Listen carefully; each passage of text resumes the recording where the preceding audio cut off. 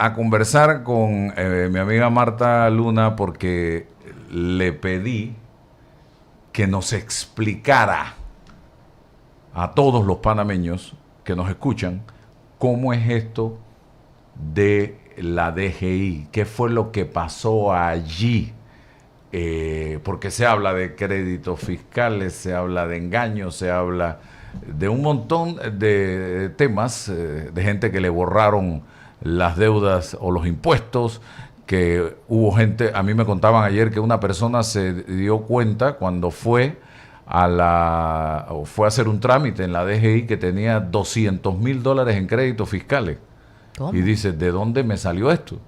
O sea, yo quiero que Marta nos explique cómo es este tema para que la gente lo entienda. Bienvenida, Marta.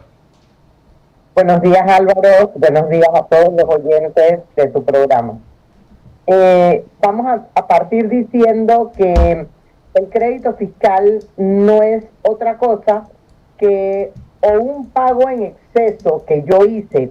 Vamos a suponer que yo no sabía que los impuestos habían disminuido y continué pagando mi impuesto de inmueble en la misma tasa que se pagaba en el año 2018 y estamos en el año 26 porque no tengo por costumbre revisar mi estado de cuenta de mi finca.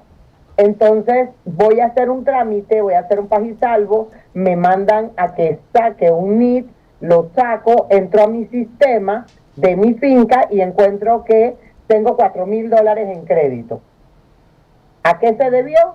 Que la tarifa del impuesto bajó, yo seguí pagando regularmente y creé un crédito por pagos no aplicados. Ese es un ejemplo. Puede haber créditos fiscales que nacieron de operaciones que yo realicé y que generaron el crédito fiscal.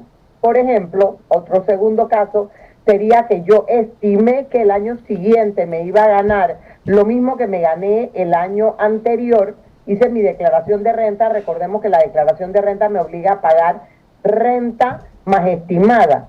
Al cerrar el año siguiente, mi renta fue menor, por ende me quedó de la estimada pagada un excedente que, a pesar de restarlo a la declaración que me nace de ese segundo año, me sigue quedando un crédito fiscal.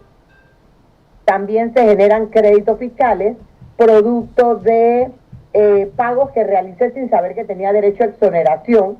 Luego me enteré, solicité la exoneración y todos los pagos que realicé en condición de pago normal se me convierten en crédito fiscal. También tenemos los créditos fiscales que le dan a los bancos producto de las hipotecas con interés preferencial que realizan y que obviamente el Estado les reconoce mediante una resolución. ¿Por qué te acabo de mencionar esto? Porque hay diferentes tipos de créditos fiscales y unos nacen de resoluciones. Cuando nacen de resolución hay una evidencia madre de que el crédito correspondía o a un pago de exceso o a una exoneración realizada y que generó ahora este crédito, o una condición de, por ejemplo, empresa turística que demostré que había cumplido con ella, había pagado mis impuestos normal, ahora me reconoces el derecho y se me genera un crédito fiscal. ¿Por qué hago énfasis en esto? Porque si yo, el crédito fiscal, partamos de que es negociable. Si yo pagué de más en una finca y tengo pagar y ya no voy a pagar más porque quedé en vivienda principal, ¿qué va a pasar? Que yo ese dinero pagado de más, esos $4,000, $5,000, $2,000, quiero utilizarlo porque son míos, yo los pagué. Yo puedo pedirle al Estado que me los aplique a otra finca que yo tengo que sí paga impuestos también. O podría, como no los tengo, cedérselo a mi hermana o a mi cuñado o a alguien que tenga que pagar impuestos. Y aquí vienen las diferencias. Si yo voy a ceder mi crédito fiscal, yo tengo que hacer un convenio con la persona y luego tengo que hacer un memorial para pedirle a la Dirección General de Ingresos que lo que me corresponde a mí sea aplicado a Álvaro Alvarado. La Dirección General de Ingresos está en la obligación de revisar que mi crédito es legal, legítimo, que es exigible y que puede ser aplicado para entonces pasárselo a Álvaro Alvarado. Allí, en ese momento, la Dirección General de Ingresos me puede pedir evidencia de mis pagos, documentación de cómo se generó ese pago. Los que son por resolución interna de la DGI, se entiende que ya han sido revisados por un departamento, llámese fiscalización, llámese incentivos fiscales, y se emite una resolución que concede el crédito y ese crédito lo puedo a su vez pasar a un tercero. Esto es el crédito fiscal. Hay distintas causas para que se genere un crédito fiscal. Y también hay una que se llama errores. Y te explico por qué. Yo vendí mi casa en el año 17. Cuando yo vendí mi casa, yo tenía que pagar un formulario de 2 y 3%. Por alguna razón, el sistema capturó un formulario de cada impuesto. Pero cuando hice el pago, por alguna extraña razón, el sistema capturó como si yo hubiera hecho 2 veces el pago del impuesto de ganancia. Y quedó en el sistema un crédito de $6,000 que realmente ni lo miro porque yo sé que yo no pagué 2 veces ese impuesto. Imagínate que yo intentara negociar ese impuesto basándole o vendiéndole a alguien el estado de cuenta mío que refleja el crédito. Esto nos lleva a entender que todo ciudadano que compra algo o vende algo tiene que hacer la debida diligencia de si es real lo que tiene o no. Porque tú sí sabes cuánto has pagado, dónde lo pagaste y qué pasó. Entonces, esta explicación es para entender de dónde nacieron los créditos fiscales y luego vamos a los hechos que están circulando en los medios.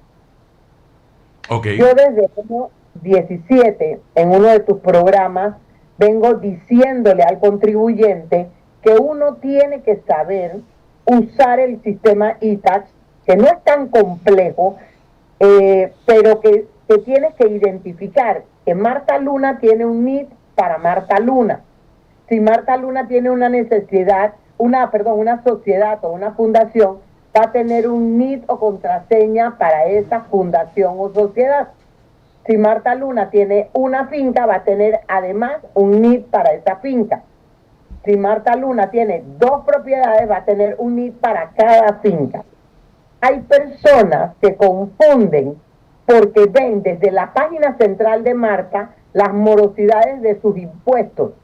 Pero ese sistema que te permite ver desde Marta Luna las fincas asociadas mías y mis saldos es limitado. Solamente me deja ver obligaciones pendientes y datos generales de mi finca.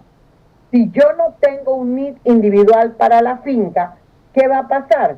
Que puedo tener pagos en exceso o puedo tener distorsiones en mi estado de cuenta que no alcanzo a poderlas revisar desde esa plataforma.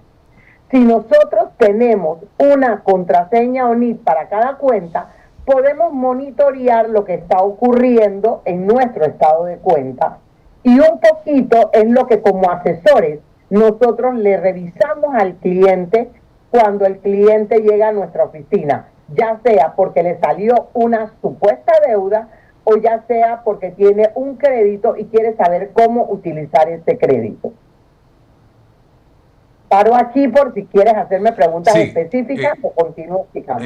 Me gustaría breve saber la diferencia entre un crédito fiscal legítimo por un exceso de pago y un crédito brujo o ficticio. Ok, el crédito fiscal legítimo es el que nace de las operaciones que yo realicé y como te he mencionado, ya sea por resoluciones, por pagos no aplicados, que está en mi estado de cuenta, se refleja para que yo lo vaya consumiendo o que yo lo pueda negociar. Es legítimo porque tiene un origen real, un origen de pago o un origen de reconocimiento de un derecho. Pero es ilegítimo si yo lo que te vendo es una resolución falsificada.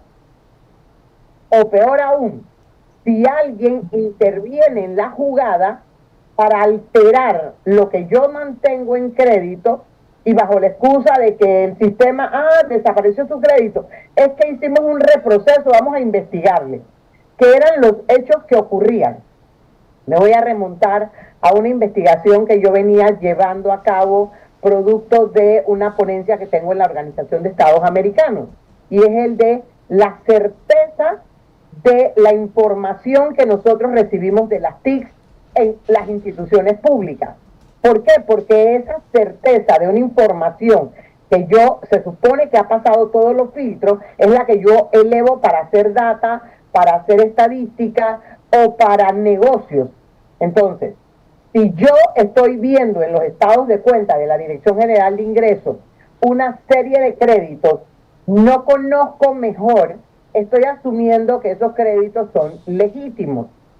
Pero tengo que entrar a la debida diligencia para corroborar de dónde nació el crédito, qué lo generó. Y ahí vienen las preguntas que uno puede hacerle al que me está vendiendo ese crédito. ¿Cómo lo generaste?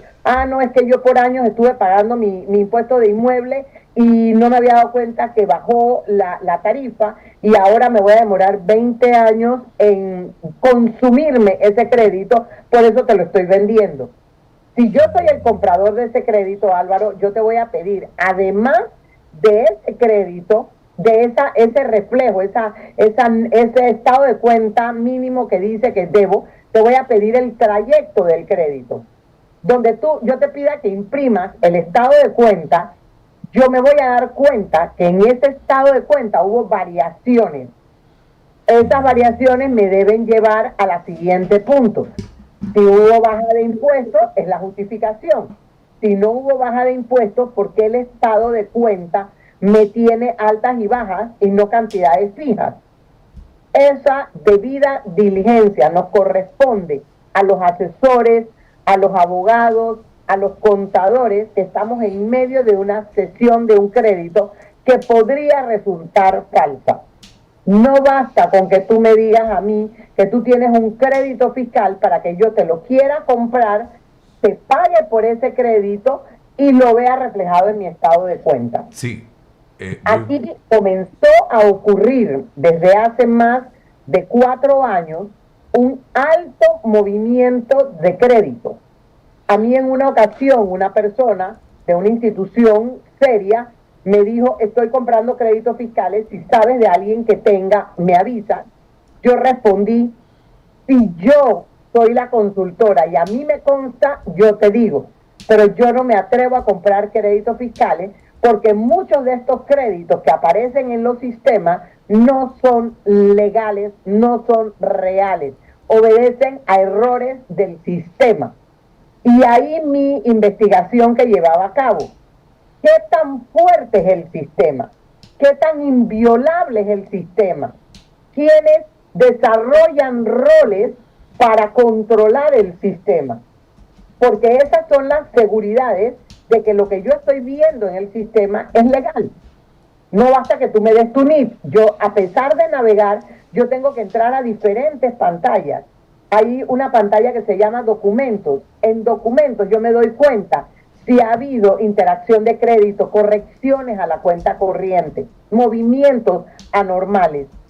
Yo tuve un caso particular que yo misma inicié la investigación, la llevé al Ministerio Público, la llevé a la DGI con las evidencias y había una supuesta venta de mi cliente del crédito, pero resulta que mi cliente estaba de viaje cuando se supone que acudió ante el notario, compareció personalmente a ceder el crédito. Estaba de viaje, podía demostrarlo. Adicional a eso, había alteración de la cédula, lo que es una falsificación y un delito. El crédito no era real, fue creado para poder venderlo. O sea, creado no por el cliente, por alguien que manipuló el sistema. Y lo curioso es que yo venía investigando esa cuenta y mientras a mí me pedían que yo, para tener acceso al correo electrónico, presentara un poder debidamente notariado y todo lo demás, yo cambiaba la contraseña en la mañana y al día siguiente, cuando iba a volver a entrar para continuar mi investigación, ya la contraseña había cambiado, alguien había ido a una agencia cualquiera y había cambiado la contraseña. Y el dueño acudió conmigo a la Dirección General de Ingresos a decir, ¿cómo cambiaron la contraseña si yo no lo he autorizado y yo soy el dueño yo quiero preguntarle algo, el ingeniero también, pero antes que se me vaya, usted habla de prácticamente lo que llamamos la debida diligencia que hay que hacer, y se puede, si usted lo puede hacer, cualquier persona conocedora de la materia, abogado, contador, lo puede hacer. ¿Puede alguien engañar a un banco, a una aseguradora con estos créditos y el banco quedar engañado, o ese banco o esa aseguradora o esa empresa tiene que hacer exactamente lo que usted está planteando aquí, esa debida diligencia? Uno, los bancos están obligados a hacer una debida diligencia de sus proveedores, de sus clientes y sobre todo de temas que son sensitivos. Pero puede haber pasado, no he entrado en el expediente propiamente para poderte responder con certeza, pero sí sé, porque he estado monitoreando este tema, ya te digo, primero por la investigación que llevaba a cabo y segundo porque tuve clientes afectados, sí sé que hubo falsificación de resoluciones. O sea, si tú te ibas a la resolución original, la resolución original le concedía a Marta Luna un crédito por $10,000 y luego con el número de resolución de Marta Luna volvían y montaban una segunda resolución y ponían Álvaro Alvarado vende un crédito, la misma firma del jefe del departamento que giró la resolución, pero cambiaban el nombre y la cantidad. Entonces, si se supone que y este es otro de los problemas, venimos notificando en línea desde la pandemia. Todo acto administrativo, y está reconocido en el Código de Procedimiento Tributario, se notifica en línea. O sea, que a mí no me llega un original, me llega una copia con unos sellos. Si yo agarro esa copia, la altero y la vuelvo a fotocopiar y me voy al banco con mi carita de niña buena y le digo al banco, aquí tengo un crédito de 5 millones que nació de unas operaciones que yo tuve en esta compañía, el banco en principio va a ver la resolución, las firmas correspondientes y va a creer que eso es legal. Si su departamento es más acucioso que otro, a lo mejor va a irse a más explicación. Porque así como yo hacía investigaciones, yo me imagino que todo el mundo debe hacerla. Pero ese deber ser también raya a veces en la confianza. Podría darse el caso de que la persona que le esté vendiendo el banco, podría darse el caso, ojo, no estoy señalando que así haya sido, sea una persona de una alta reputación confiada y entonces tú hayas creído que el crédito era real. Pero yo debiera remitir a mi oficial de cumplimiento para que investigue un poco más. Ahora, porque sí. Yo tuve un delito investigado en un caso de una aseguradora hace muchos años y la persona la habían agarrado robando y para evitar ir a la cárcel lo que hizo fue que hizo pagos a cuentas que no eran las que corresponden a una aseguradora y todos esos pagos quedaron en exceso. Si tú los rastreabas, tenían un número de recibo, eran reales, todo estaba bien. Y la aseguradora, cuando vio que tenía créditos, que no entendía por qué, me solicitó que gestionáramos la devolución de esos créditos. ¿Me explico? Entonces, hay cosas que tienen el vicio de legalidad, pero le corresponde a la Dirección General de Ingresos verificarlas antes de ejecutarlas. Eso sí era un rol de la Administración Tributaria. Ahora, abogada, permítame una pregunta para poder entender. Esto no es un problema tan sencillo de poder comprender. Bueno, pero en el sistema bancario panameño, es un sistema bancario panameño con una gran seriedad. Yo recuerdo la crisis del 2008. ¿Se acuerda cuando las hipotecas basura en el mundo fueron un problema? En Panamá, nuestro centro financiero, no cayó en esa trampa porque teníamos la capacidad de mirar si realmente la persona que estaba pidiendo tenía los ingresos que se decían. Y parte del problema de las hipotecas esta era que se hablaba de ingresos que yo no tenía y entonces el banco me daba a mí y los bancos quebraron eso. Pero en este caso en particular, sin entrar a juzgar a alguien en particular, porque yo creo que la Constitución a todos nos da el derecho de presumir la inocencia antes de ir a hacer una determinada acusación.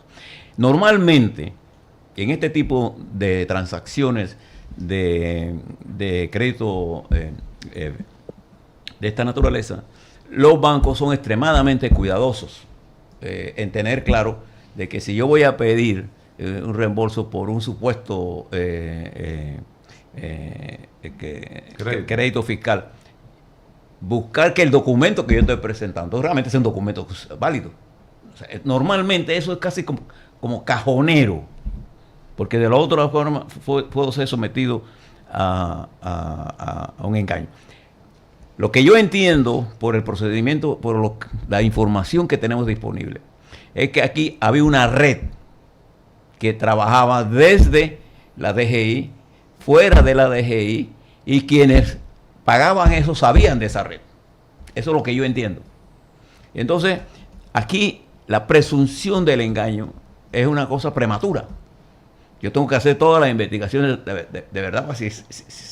¿Cómo yo te puedo engañar consecutivamente en varios millones de dólares en créditos fiscales si yo no averiguo si lo que se está diciendo ahí, si José Blandón tiene de verdad o no un crédito fiscal y me lo está vendiendo, y si eso es cierto, y si el documento es cierto? Usted es abogada y usted sabe que usted tiene la capacidad, porque una de las cosas buenas que tiene la DGI es que yo puedo entrar a su sistema y saber exactamente la información que es. No me llamo engaño si es una red relativamente fácil de entrar. ¿Es así o no es así? Sí, pero aquí sí tengo que decir, hay muchas personas, no es el caso del banco, pero sí hubo personas afectadas, que de repente tengo una deuda de $40,000 y alguien me dijo, mira, tengo a alguien que está desesperado porque tiene un crédito fiscal y necesita liquidez, y te compra los 40,000, o sea, te da 40,000 de crédito fiscal y tú le pagas 25,000. Desde la época antes de la invasión, recordemos que los panameños negociábamos los certificados con los que le pagaban a los empleados públicos. Yo recuerdo haber comprado certificados de esos que emitía el Estado para ayudar a empleados del IRRE, y con eso mismo pagaba mi luz, o mi agua, o mi teléfono.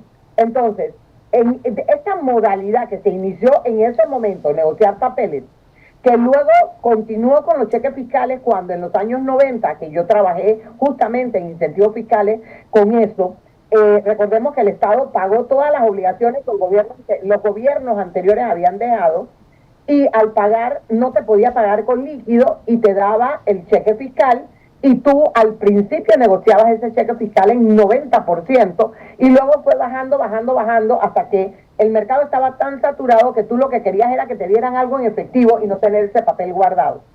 Entonces, en ese contexto de que somos gente que queremos ahorrarnos algo, si tengo una obligación de 40,000 y tengo la oportunidad de conseguir un crédito fiscal de 25 y hago una negociación con Marta Luna, con un intermediario que supuestamente me conoce a mí y te debe conocer a ti, pero que no sabemos que está en delincuencia, tú estás creyendo que es legal. Tú le pagas a esa persona que supuestamente le va a pagar al tercero, al dueño del crédito, pero cuando tú vas a tu estado de cuenta, tú ves aplicado el pago. Maravilloso, todo es legal.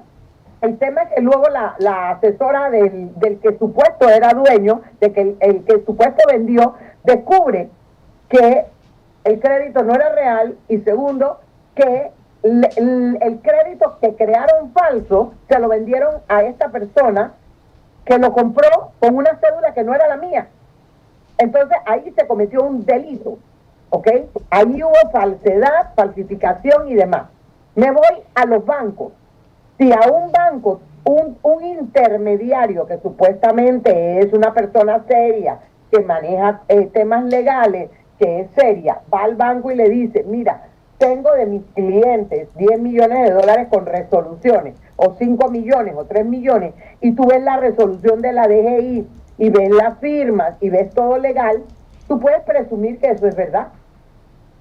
¿Y por qué lo compra el banco? Porque el banco tiene, tal vez el banco no va a pagar impuestos directos de él con eso, pero sí va a utilizar ese descuento que tuvo para pagar impuestos de otras subsidiarias o de clientes de ellos que en un momento dado pudieran tener obligaciones tributarias. No lo sé, pero el banco consideró que podía aprovechar la oportunidad de comprar, por decir algo, 1 millón por 800. ¿Cuál es el problema ahora? Que como fue engañado, y digo engañado porque no debió, o sea, porque creyó en una resolución o en un documento que parecía a todas luces legal, ese banco ahora va a perder porque la DGI debe reversar esos pagos aplicados. Porque si eran robados, que hay diferentes modalidades, y esto sí lo quiero dejar claro. Yo he seguido las investigaciones estas antes de que salieran a la luz pública y porque tengo denuncias, y tengo denuncias con modalidades diferentes. Hay 5 tipos diferentes de delitos. Lo que pasa es que todavía hay mucha investigación por hacer y uno debe ser muy cauteloso de no provocar que si todavía hay personas en el camino salgan corriendo, ¿ok? Porque tenemos que llegar a la verdad. ¿Qué puedo yo decirte? Que del lado del Estado hubo debilidad en los roles que entraban al sistema y podían manipular el sistema para producir declaraciones falsas o aceptar declaraciones que no correspondían. Allí hubo debilidad. Debe haber roles que dejen trazabilidad. Y por el lado de la banca y de los compradores, porque hay empresas muy serias que aprovecharon y les vendieron algo y dijeron, bueno, eso me sirve para que este año tenga si tengo un mal año, tenga un balance no tan malo. Empresas serias compraron créditos fiscales creyendo que eran reales. Si alguien te vende la oportunidad de tener un descuento, te pareció bueno. Allí siento que faltó debida diligencia. Sí, porque si hubieras sido más acucioso y hubieras cuestionado más, a lo mejor hubieras corroborado si eso era real o no. Pero creo que hubo un factor buena fe en esta operación, pero que no es reciente, o sea, no es que ocurrió ayer, vino ocurriendo en el correr del tiempo.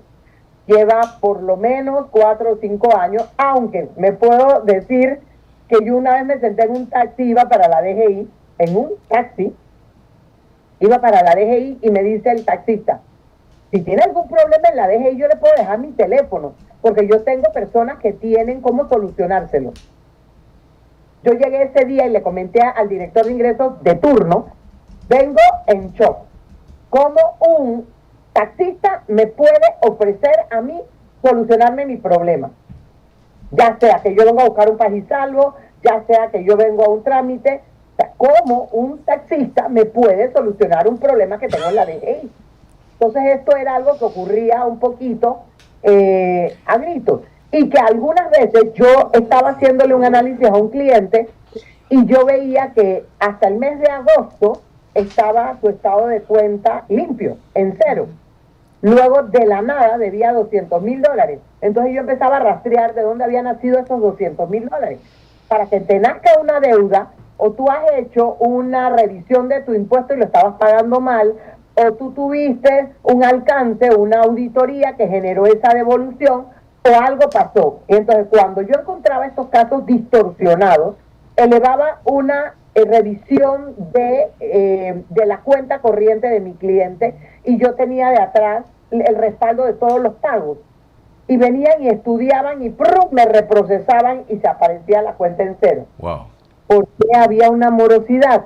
Y entonces yo decía, contabilidad básica, débitos y créditos siempre deben balancear. Si yo tengo en deuda $1 millón y yo bajo ese millón, tiene que haber sido o porque recibí dinero en papel o porque recibí dinero en cash. Eso es lo único que me puede bajar mi morosidad. Pero al final del día la contabilidad es débito-crédito. y debe balancear. El estado de cuenta corriente debe manejarse, y eran mis peleas diarias, como un estado de cuenta de banco. Si yo no pagué, debo estar en rojo. Si yo pagué, debo estar en negro. Debe manejarse como el estado de cuenta bancario. No puede haber sorpresa de que hoy lo tengo de una manera y mañana cambia. Eso no puede ser. Esto deja al descubierto de que dentro de la DGI debe haber mayor fiscalización internamente. Tiene que buscarse un mecanismo o un mejor sistema. Pero aquí tengo dos preguntas de colegas periodistas que están escuchando el programa. ¿Qué gana, y tiene que ver con lo que usted acaba de hablar, qué gana la empresa que compra los créditos fiscales en vez de pagar sus impuestos de forma directa? Usted más o menos lo explicó. Eso es importante. No sé si le ocurrió a los compradores investigar a las empresas que supuestamente vendían los créditos, porque ya se sabe que eran empresas canasta. Esa es la primera. Y la segunda, esos créditos fiscales tan altos de compañías desconocidas y todos comprados por el mismo banco, ¿se puede decir que cayeron de buena fe? Pregunta para usted. Ok, a la primera pregunta te digo que en efecto la empresa que lo compra gana, porque si tenía que pagar un monto paga mucho menos. Es un descuento. Es como si yo aprovechara y la DGI dijera que al que pague por adelantado el año que viene se va a ahorrar 25%. Todo el mundo corre a intentar hacer eso. ¿Por qué? Porque es que la economía está tan cerrada, mi margen de ganancia está tan mínimo, que si yo me puedo ahorrar algo de los impuestos que tengo que pagar, lo voy a hacer. Y eso ya ha pasado. Siempre buscamos eso. Pero debo tener cuidado al comprarlo. ¿A quién se lo estoy comprando? Y esa es la parte de la debida diligencia que vuelvo e insisto. Yo no puedo comprarle un crédito fiscal o aceptarle un traspaso de la cuenta tuya a la mía sin conocer bien cómo se generó ese pago tuyo. A mí me contratan para que pida una devolución de impuestos, y ahora está de moda, ¿no? Que vendemos y que las devoluciones de impuestos las podemos realizar, y si ganas tanto, te toca tanto. No, esto no funciona así, Álvaro, porque cada caso es diferente. A mí me pueden dar una devolución de impuestos por una condición y así por otra. Yo no puedo comprarte ese crédito porque tú quieres ya esa plata. Ni siquiera porque el estado de cuenta de tu declaración de renta diga que tienes crédito. Porque yo tengo que entrar a verificar qué generó ese crédito realmente. Puede ser que los intereses hipotecarios que tú tengas no te correspondan. Puede ser que hayas jalado un renglón de préstamo educativo que no sea del IFARU, y que yo creí que, porque lo tenías en tu estado de cuenta, era real, y te compré tu crédito de devolución. ¿Ok? Hasta que no salga la resolución, ese crédito no es real. Yo compré créditos fiscales para un cliente, pero hicimos primero una sesión, y la sesión hablaba de que una vez reconocido por la Dirección General de Ingresos, ¿ok?, entonces yo desembolsaba el dinero, porque ya una vez auditado, ya yo tengo la certeza de que ese crédito es real. Hay etapas, como cuando compras una casa, que tú das un abono al principio, se va haciendo la gestión, tengo derecho a ver las cuentas, tengo derecho al due diligence y luego desembolso. Así que eso, contestando la primera pregunta que hablaba de qué beneficios tengo. Bueno, tengo el beneficio de pagar menos, el de tener un ahorro para mi finanza. Con relación al tema bancario, con mucho pesar, sí te digo que yo pienso que faltó debida diligencia, pero podría ser, vuelvo y repito, no he entrado al expediente ese, por ende no puedo aseverar lo que los medios circulan sin verlo. Un banco suele tener debida diligencia, y si el intermediario, por ejemplo, de ese crédito fuera una empresa que se dedica a temas de valores y es seria y reconocida, y no has escuchado ningún run de esa empresa, podría confiarme en que lo que me está trayendo lo ha verificado la empresa. Eso no quita que yo considere, Marta Luna, que mi empresa tiene que hacer una debida diligencia adicional, y esa es la parte delicada, Pero podría ser el caso de que hubieran presentado resoluciones que, como te digo, parecían en regla, pero que luego en la investigación de la Dirección General de Ingresos salió que la el mismo número de resolución, la misma fecha y todo, no eran por el monto real. Porque la original de la resolución que concede el crédito fiscal o el reconocimiento de una obligación pagada de más, reposa en las oficinas de la Dirección General de Ingresos.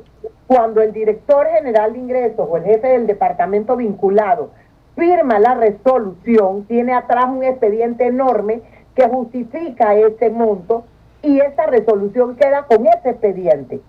Cuando se hizo la investigación, el director revisó la resolución verdadera que él tenía en su expediente versus la que estaba circulando en la calle. Y los montos eran alterados, pero todos los demás datos estaban. Entonces, ese es el peligro de cuando los documentos se pueden fotocopiar y reproducir. Que ahí tú me estás dando un documento que pareciera ser legal, pero cuando voy a la práctica no es el original que reposa en la DGI. Licenciada, una consulta. ¿Cómo considera usted que afecta la confianza de los contribuyentes en la administración tributaria en relación a este caso? Y si el sistema permitía este tipo de maniobras, ¿qué recomendación le daría usted a los contribuyentes que puedan hacer para asegurarse que sus saldos son los correctos y asegurar que estén protegidos de aquí en adelante?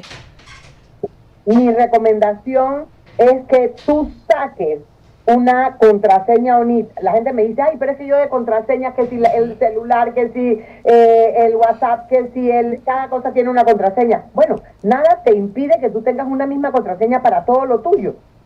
Es tu decisión.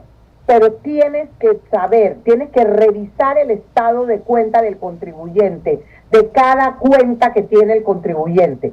Porque ahí te das cuenta si alguien alteró tu estado de cuenta. En una capacitación yo decía, le preguntaba a los contadores, ¿ustedes revisan los estados de cuenta de los clientes? Sí, como no, antes de cerrar la declaración, antes de un pago, que no sé qué. Y yo les decía, ¿y cuando revisan, qué revisan? Me dicen, no, es que el estado de cuenta está en cero. Digo, y si el estado de cuenta me dice que Marta Luna debe en renta $1,000, tú puedes identificar a qué corresponde. Y sorpréndanse, había contadores que no sabían que renta a su vez tiene una lupa. Y que cuando yo abro esa lupa veo que esos $1,000 corresponden a $333 de cada cuatrimestre que me toca, de cada espacio de tiempo que me toca pagar mi estimada. ¿Ok? Ellos nada más están viendo los 1,000. Pero esos 1,000 van a cambiar si yo pago en junio 333, ya van a verse $766. Pero tengo que aprender a navegar en el sistema. Y luego hay otra pestaña más que abre que esos pagos se hayan causado y pagado con un recibo. Cuando tú haces ese match, tú dices, espérate, pero yo tengo el recibo 4486 y en mi estado de cuenta yo no veo ese recibo aplicado. Ojo, si tú tienes el recibo en mano y ya no lo ves en tu estado de cuenta, podría darse el caso de que te hubieran quitado tu pago y se lo hubieran dado a otra persona. ¿Ok?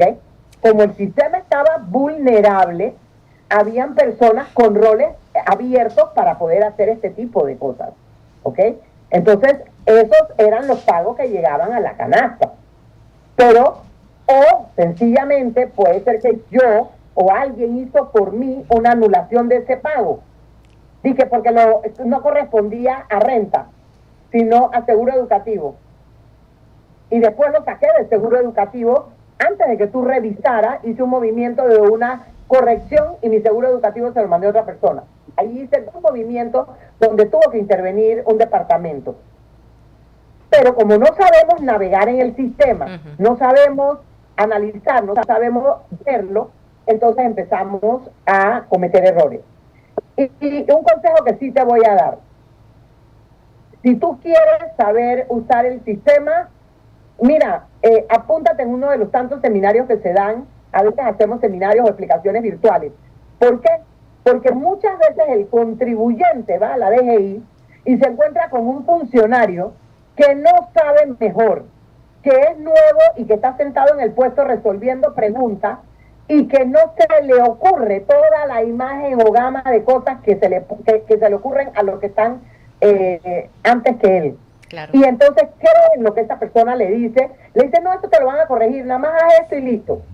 Pero nunca entró a la génesis de por qué ocurrió ese desfase en los pagos que no le aparecen aplicados.